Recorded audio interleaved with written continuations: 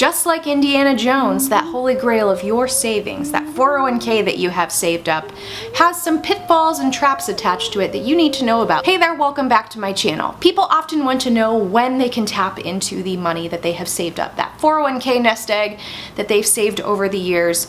When can we tap into it? Well, this is the video going over that. So if taking money out of your 401k is something you are interested in right now, stick around and we'll jump into that content. But before we get into that, have you subscribed to this channel? This is the Happiness IRA, where we talk about how money weaves itself into your life. You are stepping into the driver's seat of your finances and you need to know some information.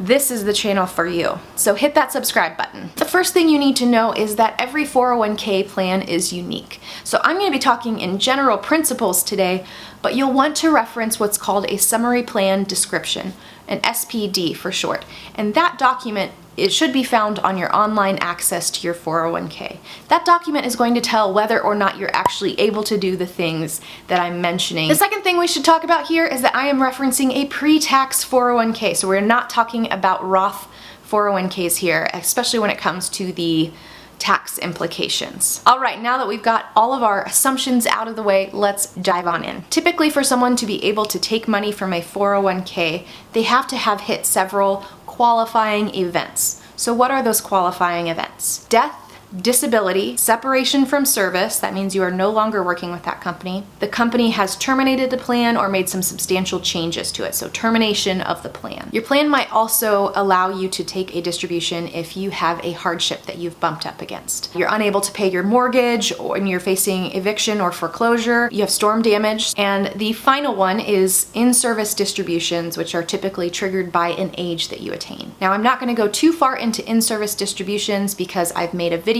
and you can watch it here, and that goes into more of the considerations when you're thinking about taking that in-service distribution. So let's say that you have a qualifying event. There was the death of a spouse and you're working with their 401k, or your spouse was disabled and you're helping them with their 401k, or you've separated from service, so you're no longer working for that company. How do you actually access the money from the plan? Typically, it's a form that you have to sign and the plan administrator has to sign. If your spouse is still living, they might have to sign off on that form as well, just acknowledging that you are taking money from your 401k. Occasionally, there's an online signature. That's always much easier, but not all plans have that. When you go to take that distribution, there's often a fee that's attached to that distribution from the third-party administrator, the person that's actually cutting the checks and doing the accounting for the plan. So it's not the company that you work for.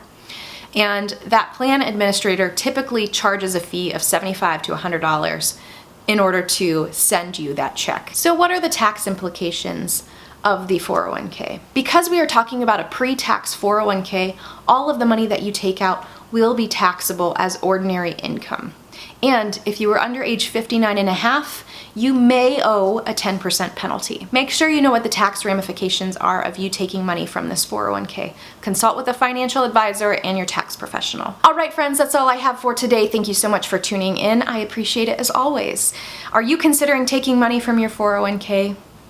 If so, and you need somebody to talk to, I'd be happy to have that conversation with you to figure out, is this a good idea for you in your situation? So with all of that good pre-tax 401k withdrawal information, I will leave you, and you take care.